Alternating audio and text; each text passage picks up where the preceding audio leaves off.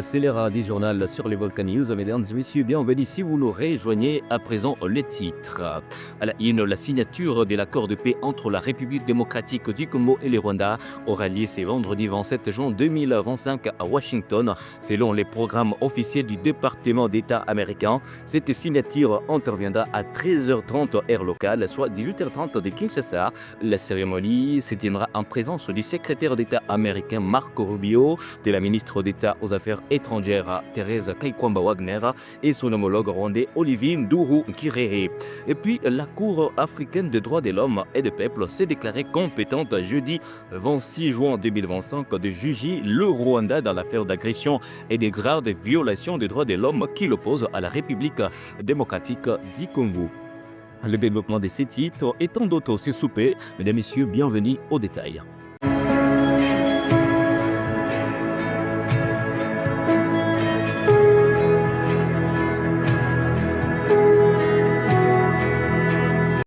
Et on ouvre le bal avec cette nouvelle. C'est en principe ce vendredi 27 juin 2025 que la République démocratique du Congo et le Rwanda doivent signer à Washington un accord de paix sous la médiation américaine. Ces documents visent à faire progresser les processus depuis dans l'est de la République démocratique du Congo où depuis plus de 3 ans de violents combats opposent les forces armées de la République démocratique du Congo à l'AFC/M 23. Détails. Ce document nommé accord devrait être signé et validé par le ministre des Affaires étrangères de la République démocratique du Congo et du Rwanda en présence du secrétaire d'État américain Marco Rubio. Les textes avaient été paraphés le 18 juin 2025 à Washington par les experts congolais et rwandais et comprend 5 dispositions principales. Le respect de l'intégrité territoriale, la cessation des hostilités, les désengagements, les désarmements et l'intégration conditionnelle des groupes armés non étatiques, la création d'un cadre d'intégration économique régionale dans lequel Kinshasa et Kigali s'accordent à lancer ou à renforcer leur coopération. Il prévoit également la mise en place d'un mécanisme conjoint de coordination sécuritaire, incluant les concepts des opérations qu'on nomme en sigle, un cadre d'échange des renseignements négocié à Luanda en octobre 2024. Si la signature de l'accord intervient comme prévu ce vendredi, Félix Tshisekedi et Paul Kagame devraient se rencontrer lors d'un sommet à Washington à la mi-juillet en présence de Donald Trump et d'autres chefs d'État africains appelés à se porter témoins ou garants de l'accord. La signature de cet accord est confirmée par la porte-parole du président Tshisekedi, Tina Salama. Dans un tweet, elle indique que selon le programme du département d'État américain, la signature de l'accord de paix entre la RDC et le Rwanda aurait bel et bien lieu ce vendredi 27 juin autour de 13h30 locales à Washington, soit 18h30 à Kinshasa. Selon la même source, l'accord à signer est le même qui a été paraphé par les délégués des deux parties il y a une semaine. Toujours dans le même chapitre, dans une interview accordée à Kinshasa à la journaliste Ariana Veras Victoria, correspondante permanente à la Maison-Blanche pour l'Afrique, le chef de l'État congolais Félix Antoine Tshisekedi a dit l'initiative de l'administration américaine mettant en place un accord de paix entre la République démocratique du Congo et le Rwanda. Nous l'avons dit au sommaire, la Cour africaine rejette tous les moyens soulevés par le Rwanda, le déclinatoire des compétences et l'exception de recevabilité. Cette Cour africaine se déclare compétente et précise que la requête de la République démocratique du Congo est recevable et enjoint au Rwanda de déposer son mémoire en réponse dans 90 jours de la signification de l'arrêt. Regardez.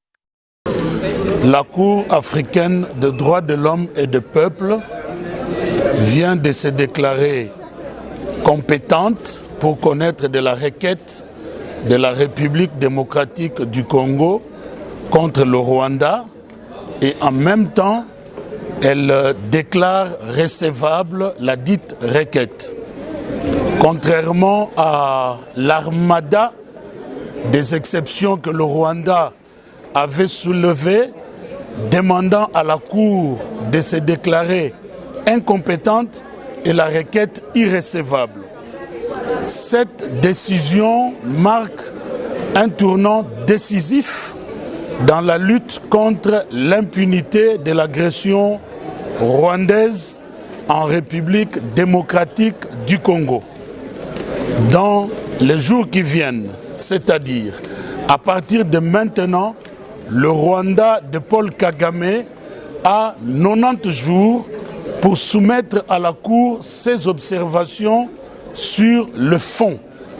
Et lorsque cela sera fait, la RDC aura 45 jours pour envoyer sa réplique avant la décision qui interviendra quant au fond.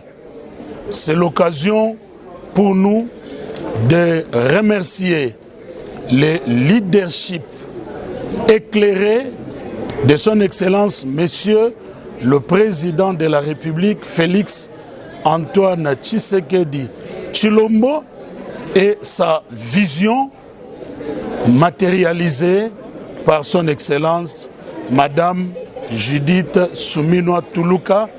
Et en même temps, nous remercions et félicitons l'ensemble de nos avocats qui travaillent, qui occupent pour la République dans ces dossiers.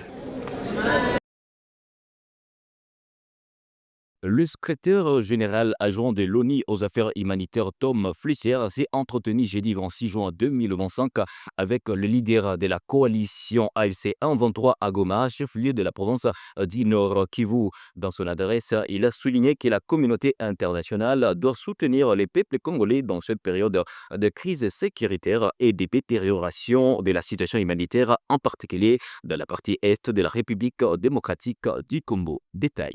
Il faut que la communauté internationale soutienne le peuple congolais en ces temps de crise sécuritaire et de détérioration de la situation humanitaire, en particulier dans la partie Est. C'est ce qu'a déclaré le secrétaire général adjoint de l'ONU aux affaires humanitaires, Tom Fletcher, au sortir d'une rencontre avec les leaders du mouvement AFC 123, jeudi 26 juin à Goma, au Nord Kivu. Cette rencontre clôture la visite de 2 jours effectuée par Tom Fletcher dans cette partie du Nord Kivu. Après une tournée dans les zones de retour de milliers de déplacés dans le territoire de Nyiragongo et de Masisi au Nord Kivu, ainsi qu'à Minova dans le territoire de Calais et au Sud Kivu, le chef de l'OCHA affirme avoir été témoin du calvaire de la population touchée par les épidémies et autres fléaux générés par la crise sécuritaire et humanitaire. Ce dernier dit avoir discuté avec les dirigeants de l'AFC 123 sur la question du droit international humanitaire dans les zones sous leur contrôle. Le président Félix Antoine Tshisekedi a échangé le jeudi 26 juin 2025 dans la soirée avec la plateforme des confessions religieuses au sujet du dialogue entre Congolais en vue dans un contexte sécuritaire marqué par la guerre à l'est de la République démocratique du Congo. Cette rencontre entre les deux parties s'est tenue quelques jours après celle de représentants de l'Église catholique et de l'Église protestante autour du même sujet d'intérêt commun. Reportage. Conduite par son président, le pasteur Ejiba Yamampia, la plateforme de confession religieuse a échangé ce soir avec le chef de l'État, Félix Antoine Tshisekedi Tshilombo, sur leur initiative concernant les dialogues entre Congolais. Nous avons parlé de ce qui s'est dit à propos du dialogue entre Congolais. À ce sujet, nous lui avons présenté qu'il n'y a pas seulement ce que la SENCO et l'ECC proposent, il y a aussi l'initiative interconfessionnelle pour la paix et la réconciliation en République démocratique du Congo que la plateforme met à la disposition des Congolais. Et après nous avoir écouté, le chef de l'État nous a donné quitus de dire « Ok, nous devons travailler, mais toutefois, on doit faire en sorte que les deux parties, SENCO et ECC, et nous puissions à un certain niveau par l'encadrement de l'équipe de la présidence voir comment mettre tout ensemble. Le président décimé Idriss Katinga a quant à lui fourni des détails importants sur le contenu de cette audience. Nous venons de réitérer notre offre au peuple congolais à travers le président de la République, chef de l'État. Comme son éminence vient de le dire, nous avons le pacte social qui est proposé par nos compatriotes de la SENCO et de l'ECC et qui pour nous comporte certaines limites. Évidemment, c'est une œuvre humaine Parmi ces limites, nous allons épingler par exemple le fait que c'est une initiative qui vise la refondation de l'État congolais. Alors nous, on ne voit pas la démarcation entre ce que nous pouvons faire comme confession religieuse relevant de la société civile et ce que fait l'État, parce que c'est l'État qui a le pouvoir régalien de définir des politiques de gouvernement. Alors nous comprenons que c'est une quête de paix. Alors par rapport à la quête de paix, nous disons, et nous saluons d'ailleurs en passant, les efforts diplomatiques menés par notre pays, parce que si on peut nous reprocher ceci ou cela, mais au moins aujourd'hui, tous les hommes et toutes les femmes de bonne foi reconnaissent que notre diplomatie est très agissante. Hein? Grâce à cette diplomatie, nous connaissons qui nous dérange, qui nous agresse, et même si tous les agresseurs s'appuient sur quelques filles et quelques fils du Congo. Grâce à cette diplomatie, nous avons beaucoup de soutien aujourd'hui et c'est ce qui permet d'ailleurs la calmie à l'Est. Mais nous disons que cela n'est pas suffisant. Nous pouvons laisser l'État négocier, mener la diplomatie, mais au niveau interne, qui travaille? C'est là où nous proposons aussi cette action alternative pour essayer de fissurer tout ce qui divise les Congolais. Nous avons décliné à l'intention du chef de l'État quelques exemples des grands conflits qui divisent les Congolais et qui sont instrumentalisés à la fois par les pays étrangers, mais également par les acteurs politiques du Congo. Et Dieu merci, le chef de l'État nous a prêté une oreille très attentive et il nous a encouragés. Maintenant que nous avons les quitus de chef de l'État, nous allons suffisamment communiquer sur cette initiative pour la faire partager avec notre opinion nationale. Il n'est un secret pour personne que c'est dans l'unité que l'on aspire à la providence divine.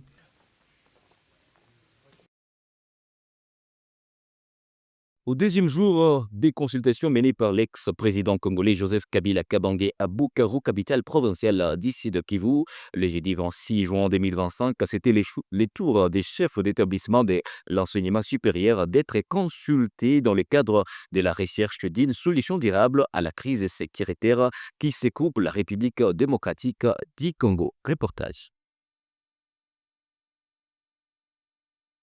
C'est la conférence provinciale des chefs d'établissement de l'enseignement supérieur à l'universitaire au Sud Kivu qui va offrir le balai de consultation en ce deuxième jour où l'ancien président de la RDC, Joseph Kabila Kabange, rencontre le forces vives des couches sociales de la province dans sa mythique résidence des Hongo dans le territoire de Kabaré. Le Raïs reste focus sur la situation sécuritaire préoccupante à l'est de la RDC et veut à tout prix y apporter sa contribution comme annoncé dans son récent discours à la nation. Après, c'est la plateforme de confession religieuse de la province du Sud-Kivu qui a été consultée par l'ancien président, saluant son expertise pour pouvoir sortir le pays de cette crise, le dialogue étant la seule voie.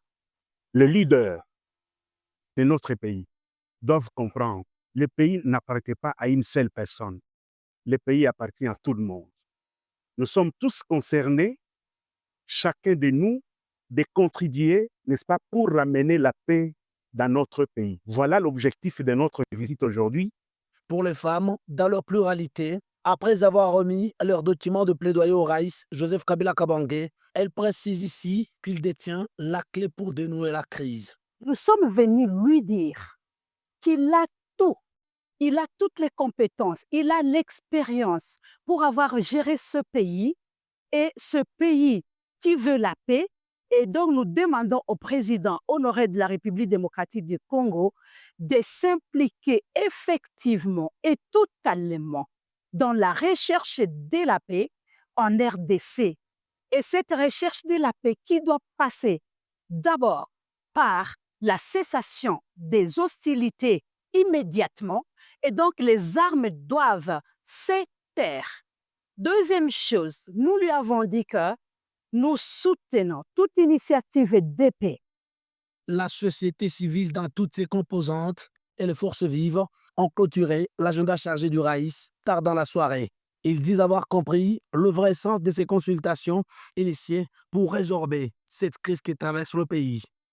Il est congolais comme tout autre Congolais et il a voulu écouter la voix des sans-voix qui est la société civile. Et à cette rencontre, nous disons aux acteurs qui ont eu de confusion de vouloir émettre les avis contraires à cette rencontre qu'ils ont dévié leur mission. Nous décidons d'accompagner l'approche pourvu qu'il y ait le retour de la paix dans notre province du Sud Kivu.